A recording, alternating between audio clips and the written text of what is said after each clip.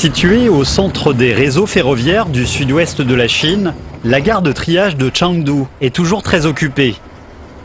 D'ici, une voie mène à Chongqing. C'est le premier chemin de fer de la Nouvelle Chine, la ligne Chengdu-Chongqing.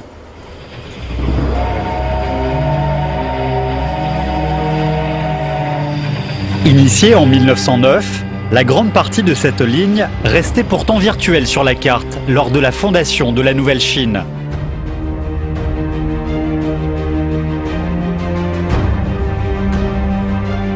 En fait, avant 1949, mis à part celle du Nord-Est, peu de lignes ferroviaires chinoises étaient disponibles en entier.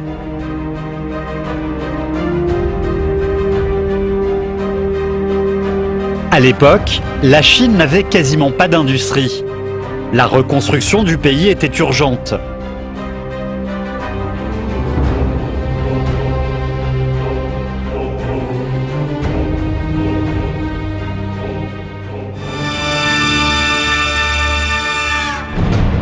Comme Mao Zedong l'a déclaré avant la conférence consultative politique du peuple chinois, quand le destin de la Chine sera entre les mains du peuple, le pays brillera en Orient, comme le soleil illuminant la terre.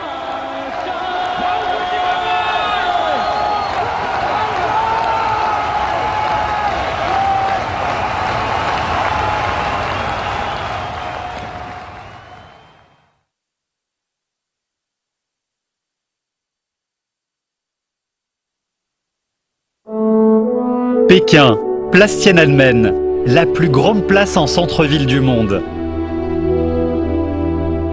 Elle a été témoin du déclin et du redressement de la Chine. Après la fondation de la Nouvelle République, chaque année, le 1er octobre et le 1er mai, la place Tiananmen baigne dans une atmosphère festive.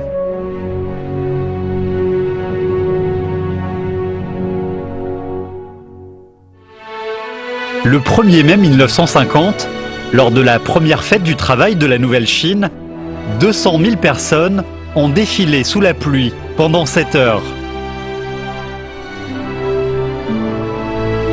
Pour la première fois, les travailleurs, devenus maîtres du pays, célébraient la tête haute leur propre fête. Seulement 8 mois après la fondation de la Nouvelle Chine, le pays a déjà montré sur tous les plans une grande vivacité. La même année, en juin, Mao Zedong appelait à lutter pour l'amélioration de la situation financière et économique du pays. La loi sur la réforme agraire est entrée en vigueur. Le peuple chinois s'est engagé avec un enthousiasme sans précédent dans la construction du pays. Or, juste au moment où la Chine se mettait à se renouveler, le 25 juin 1950, la 7e flotte des États-Unis pénétrait le détroit de Taïwan. La guerre de Corée éclata de manière imprévue.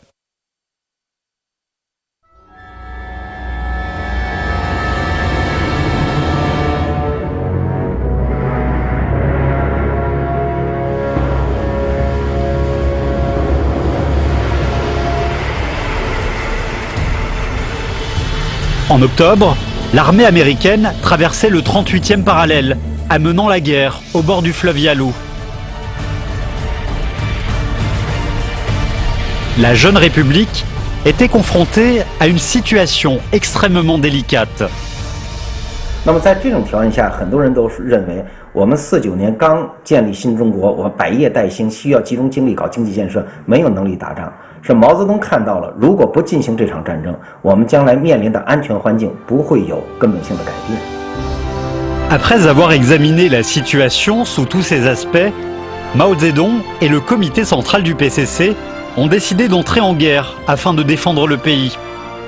Au bout de 5 batailles importantes, l'armée des volontaires du peuple chinois maintenait le front près du 38e parallèle.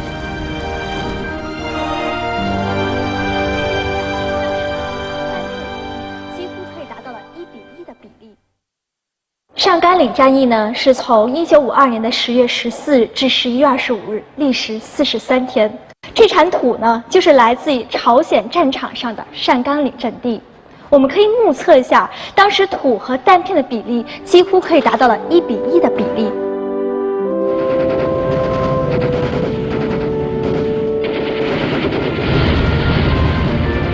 Durant cette guerre cruelle, les ennemis ont utilisé toutes sortes d'armes modernes, excepté la bombe atomique.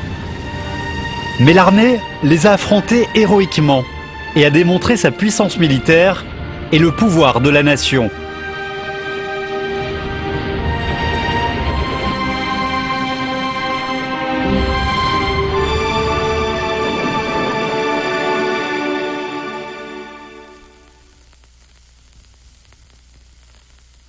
En 1953, la guerre est apaisée au 38e parallèle.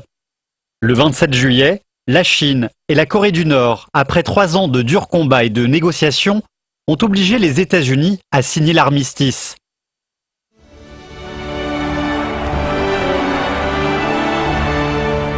Plus tard, Peng Dehuai a dit ainsi avec fierté: « L'époque où quelques canons en bord de mer suffisaient aux envahisseurs occidentaux pour occuper un pays oriental ne reviendra plus. »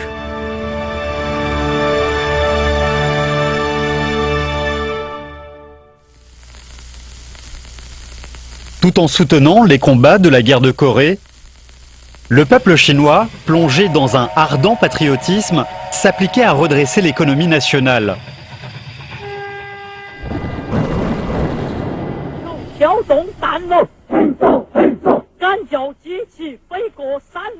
14,6 millions de mètres cubes de pierre et de terre, 14 tunnels, plus de 200 ponts, 400 tranchées.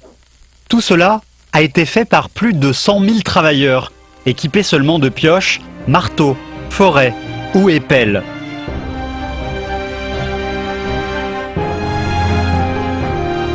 Le chemin de fer Chengdu-Chongqing, inachevé depuis 40 ans, a été complètement mis en service en 2 ans. Durant ces années difficiles, la politique était de combattre, stabiliser et construire. En plus de cette ligne, d'autres réalisations importantes, telles que les aciéries d'Anshan, l'usine des générateurs de Shanghai, le nouveau port de Tanggu, sont achevées. Dans les régions rurales, la réforme agraire a permis à plus de 300 millions de paysans qui ne disposaient pas ou très peu de terre d'avoir gratuitement à leur disposition environ 4,7 millions d'hectares de terre. Les paysans, représentant la majorité de la population chinoise, ont ainsi été émancipés. Vers la fin 1952, seulement 3 ans après la fondation de la République, la production industrielle et agricole a atteint le plus haut niveau de l'histoire, marquant la réussite de la reconstruction de l'économie nationale.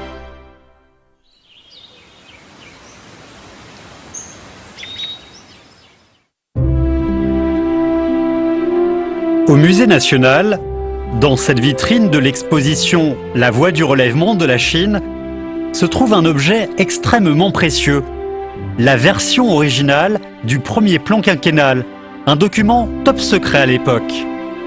En 1953, le premier plan quinquennal fut lancé. La Chine, autrefois pays agricole pauvre, s'est mise sur la voie du développement industriel rapide.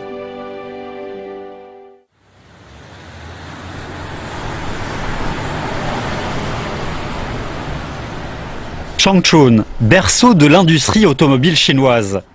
Le 15 juillet 1953, sur ce terrain désert de banlieue, un moment historique arriva.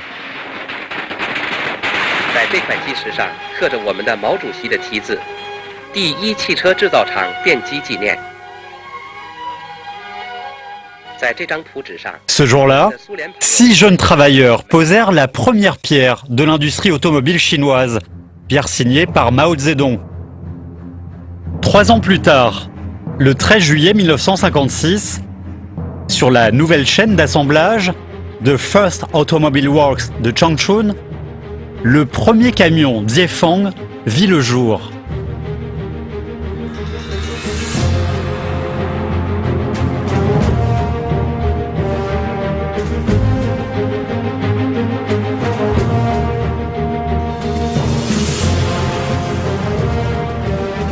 À cette période, les Chinois, à partir de zéro, ont créé beaucoup de miracles. Le premier tube d'acier sans soudure, le premier avion et le premier camion chinois. Le peuple chinois, désormais maître de son propre destin, continuait à accomplir des exploits magnifiques.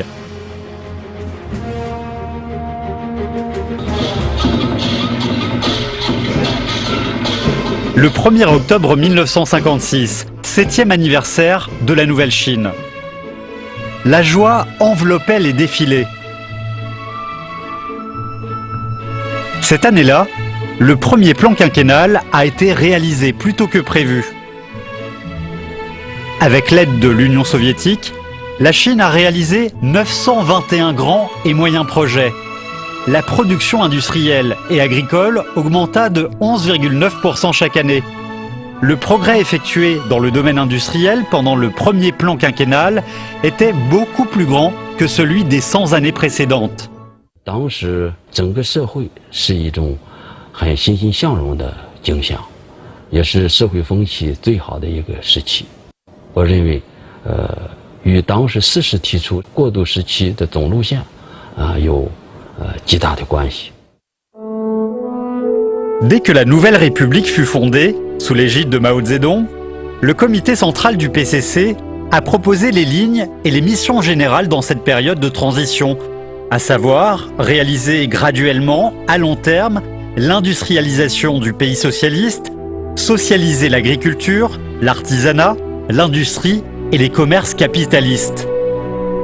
Tout en établissant un régime économique socialiste, la construction du régime politique socialiste avançait aussi, pas à pas. Cette plaque témoigne de la première session de la première Assemblée populaire nationale. Le régime de l'Assemblée populaire nationale fournit d'une manière créative une garantie institutionnelle pour l'application du principe constitutionnel que tout le pouvoir en République populaire de Chine appartient au peuple. La démocratie populaire de la Chine est entrée dans un nouveau stade.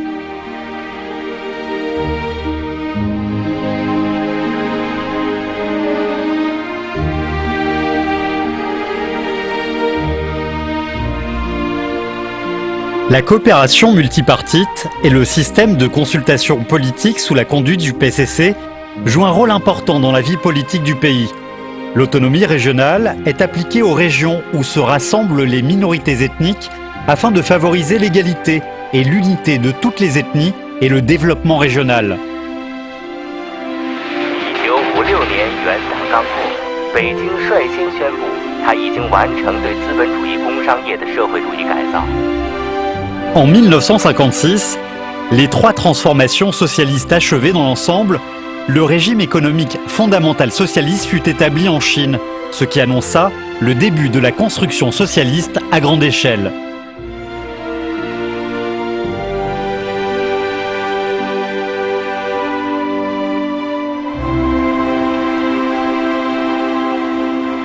Pour ce nouveau départ, Mao Zedong a fait de nombreuses enquêtes et recherches. En avril 1956, il a fait une synthèse de ses réflexions en faisant le discours sur 10 grandes relations, ce qui signifiait que la Chine commençait à explorer sa propre voie de construction socialiste et posait la base théorique pour le 8e congrès national du PCC à venir. 我们并没有武力的赶走，这样我们就一定能够一步一步地把我国建设成为一个伟大的社会主义工业化的国家。 Le 8e congrès a adopté le 2e plan quinquennal et la nouvelle constitution du PCC. Sa mission principale et celle du peuple chinois consistait à développer la productivité sociale, industrialiser le pays et satisfaire aux besoins croissants du peuple pour le bien-être et la culture. Le Congrès insista sur le centralisme démocratique. la direction collective et l'alliance du parti et du peuple. Ce congrès donna la direction de construction du pays socialiste et du PCC. En février 1957, lors de la conférence suprême élargie des affaires d'État, Mao Zedong a donné une synthèse plus dit des expériences acquises dans la construction socialiste, développant ainsi sa théorie sur les conflits de la société socialiste. Au cours de la construction socialiste, Mao Zedong et les autres communistes chinois ont fait beaucoup d'innovations théoriques. La Chine est en pleine forme, motivée par la fierté nationale et l'enthousiasme pour la rénovation du pays.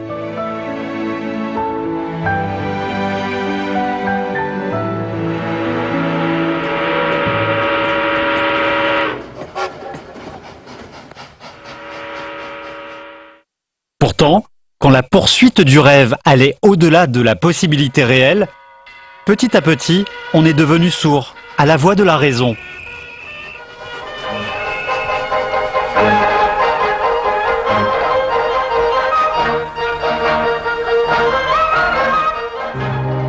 Les fruits du premier plan quinquennal suscitaient de l'orgueil chez les dirigeants centraux et locaux.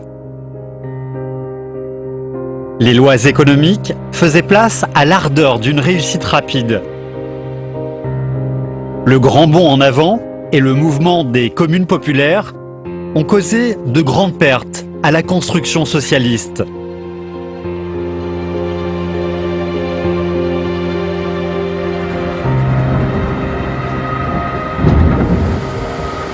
De 1959 à 1961, la Chine a connu ses plus grandes difficultés économiques.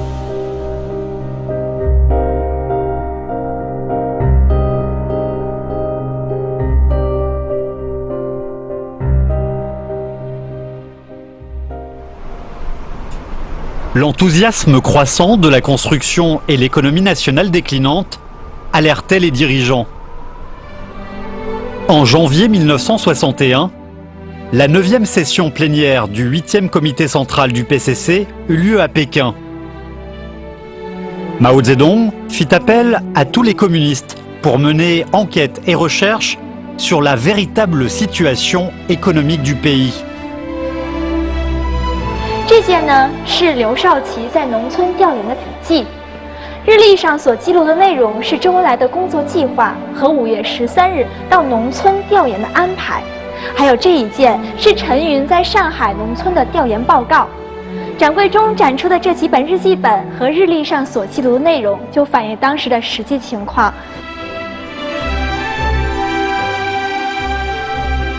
En 1962, le comité central du PCC a organisé un congrès de 7000 cadres pour examiner le grand bond en avant et réajuster l'idée de tout le parti. Dans les années suivantes, l'économie nationale fut rétablie, la Chine est sortie de la difficulté.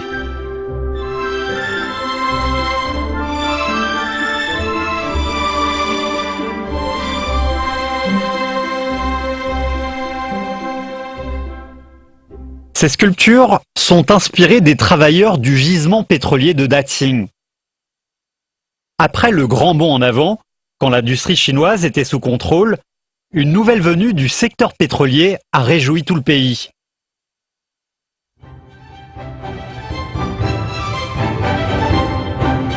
Le 26 septembre 1959, vers 16 h, du pétrole jaillissait du puits numéro 3 près de Datong, au nord-est. L'année suivante, l'exploitation et la construction du gisement pétrolier se mettaient en route.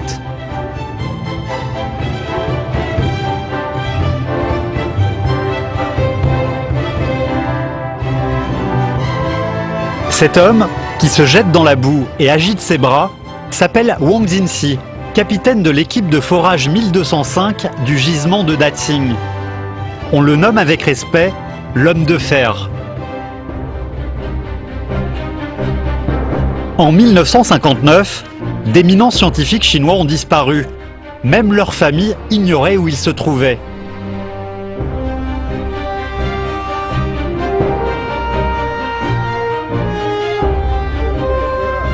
Cinq ans plus tard, Le secret était enfin dévoilé dans le désert du Nord-Ouest.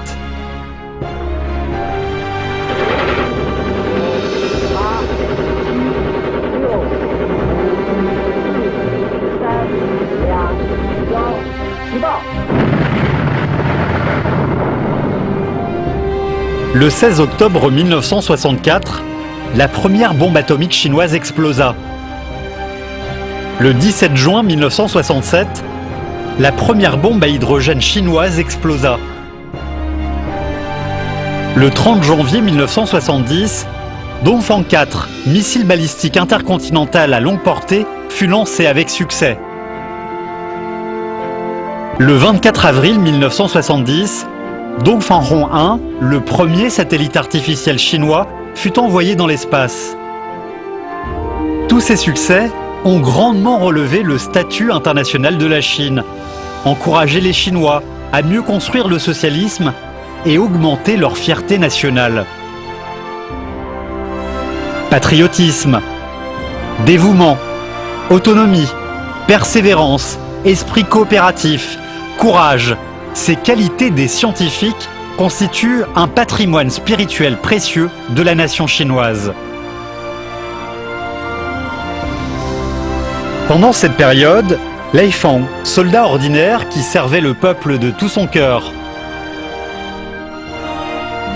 Diallo Ulu, secrétaire au district de Nankao, qui s'est sacrifié au travail jusqu'au dernier souffle. Shi Chuanxiang, laveur de toilettes, qui travaillait dur sans jamais se plaindre. Les deux sœurs qui ont combattu la neige pour protéger des moutons. Tous ces héros illustraient parfaitement l'esprit de l'époque. Leurs noms résonnaient parmi le peuple. Leurs histoires motivaient les Chinois à construire leur pays socialiste.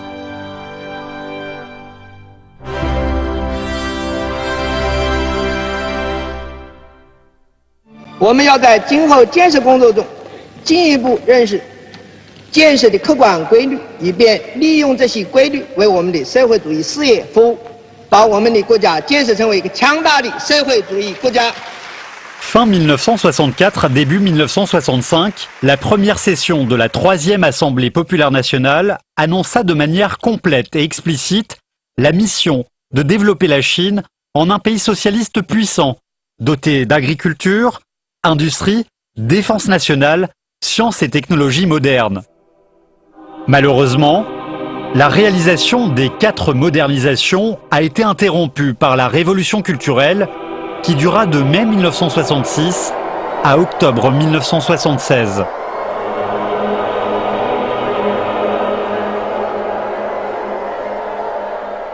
Ce mouvement s'est avéré un désordre intérieur, lancé à tort par les dirigeants, profitant aux opposants à la révolution.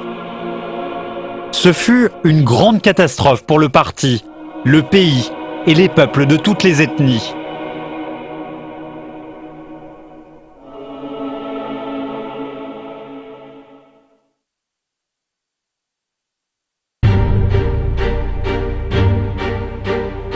Durant ces temps troubles, la construction du pays continuait tout de même à avancer difficilement.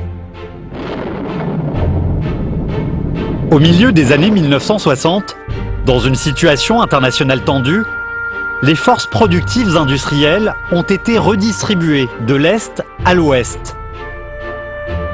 Le Sud-Ouest et le Nord-Ouest étaient 2 régions privilégiées. C'est la célèbre construction de la 3e ligne.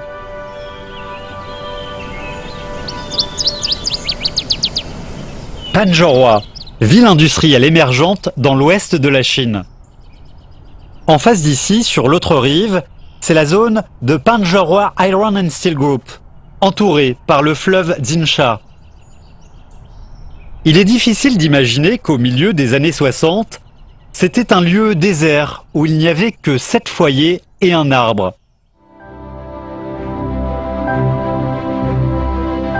À partir de 1964, des milliers de personnes travaillaient ici, jour et nuit, dans des conditions de vie très dures.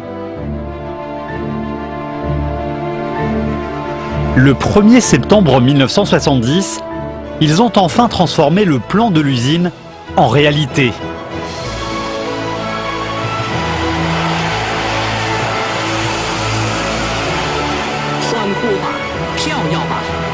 付出了心血和汗水的建设者，最这高兴的都睡不着觉，说晚上从鞍山调来那些老生坐在一起唠嗑，都唠这些。我们国家富强了，我们就好办了。Grâce à ces constructeurs, l'économie nationale, malgré le fort impact de la révolution culturelle, a eu des progrès dans beaucoup de domaines. Par exemple, de nouveaux chemins de fer, le grand pont de Nankin sur le Yangtze, la mise en service de grandes entreprises de technologies avancées, la création et la promotion du riz hybride. Un des plus grands progrès a eu lieu dans le domaine diplomatique. Dans les années 1970, tout en approfondissant l'amitié avec les pays du tiers-monde, la Chine perçait petit à petit le blocus de l'Occident, créant de nouveaux espaces pour le développement du pays.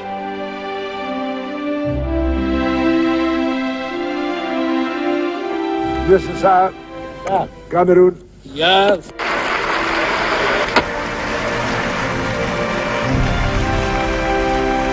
Le 25 octobre 1971, lors de sa 26e session, l'Assemblée générale des Nations unies a rétabli le siège de la Chine aux Nations unies. 4 mois plus tard, le président américain Nixon visita Pékin. Sa visite est considérée comme une semaine qui change le monde. La normalisation et le développement des relations sino-américaines constituent une page importante de l'histoire diplomatique du XXe siècle.